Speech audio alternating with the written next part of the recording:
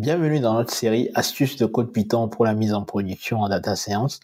Aujourd'hui, on va s'intéresser aux tuples et vous aurez l'essentiel dont vous avez besoin dans cette vidéo pour travailler de façon efficace avec les tuples en Python. Allez, c'est parti, générique.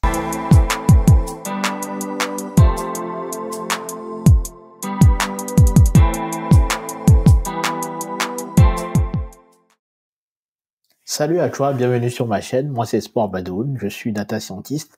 Et sur ma chaîne, je partage avec toi 3 éléments clés qui, je pense, sont indispensables pour quiconque veut devenir autonome dans la mise en production de ses projets data ou IA. Il s'agit essentiellement d'astuces de code Python pour la mise en production en data science. Il s'agit de mindset pour réussir en data science. Et enfin, il s'agit de stratégie en data et en IA. Alors, si la thématique autour de la mise en production de projets data t'intéresse, je t'invite donc à faire 2 choses. Active la cloche de notification afin d'être notifié de tous nos nouveaux contenus qui apparaîtront chaque semaine sur la chaîne. Et deuxièmement, abonne-toi afin justement de faire partie de cette aventure collective. Enfin, si tu es nouveau ici, je profite de l'occasion pour te souhaiter la bienvenue. Et donc, comme il est de coutume ici, je t'offre un petit cadeau. Donc, rendez-vous dans la barre de description. Tu trouveras un petit livret qui se lit très rapidement et qui t'aidera justement à bâtir ton mindset sur les thématiques de mise en production. Revenons donc au sujet du jour. Aujourd'hui, on va se concentrer sur les tuples, qui sont une autre structure de données aussi importante à connaître en Python. On va faire ça très rapidement. Donc, on va rentrer dans le vif du sujet. Comme on a fait pour les autres structures de données, on va définir ce que c'est qu'un tuple. Un tuple, en fait, est une collection ordonnée d'éléments enfermés donc dans des parenthèses. Les tuples sont immuables, c'est-à-dire que, à la différence des autres structures de données qu'on a vues précédemment, que sont les dictionnaires et les listes, une fois que vous avez créé les tuples, vous ne pouvez pas modifier la valeur à l'intérieur du tuple. Je vous donne cette définition parce que lorsque vous maîtrisez les définitions, vous allez pouvoir adapter finalement les problématiques que vous rencontrez à la structure de données adéquate à utiliser afin de répondre à la problématique qui vous est adressée. Donc ici, je répète, un tuple en fait est une collection ordonnée d'éléments enfermés donc dans des parenthèses. Et comme caractéristique principale, les tuples sont immuables, c'est-à-dire qu'une fois que vous avez créé les tuples, vous ne pouvez pas modifier la valeur à l'intérieur du tuple. Donc comme exemple, on va créer donc un tuple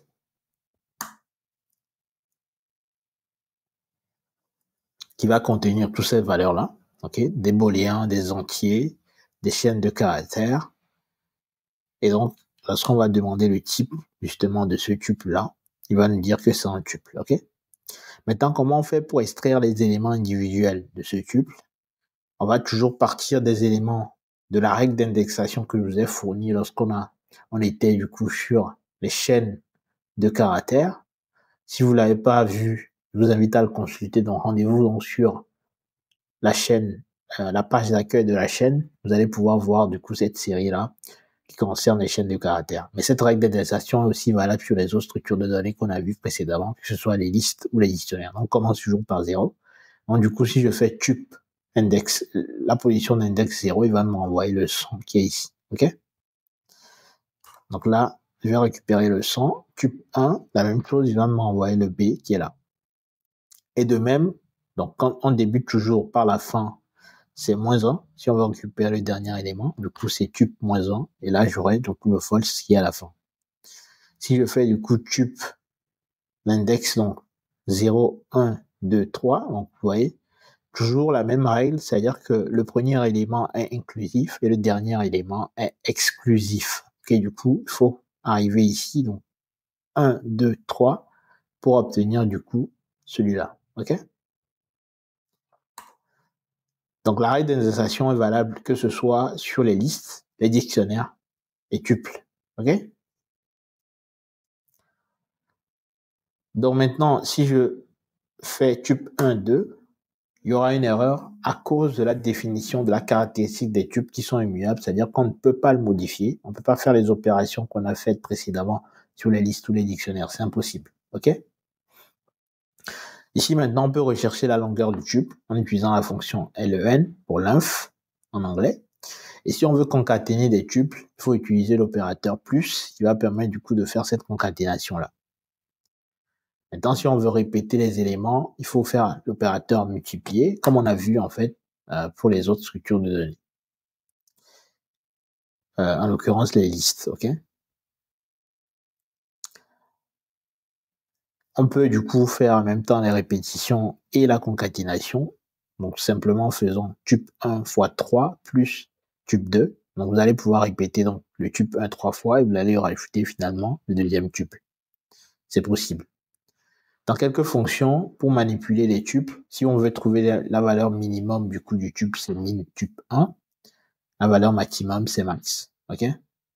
Voilà, cette série est très rapide. C'est pour vous présenter du coup les tubes comme structure de données. Et donc, ce qu'il faut retenir ici, c'est que les règles d'indexation qu'on a vues dans les autres structures de données sont valables ici aussi.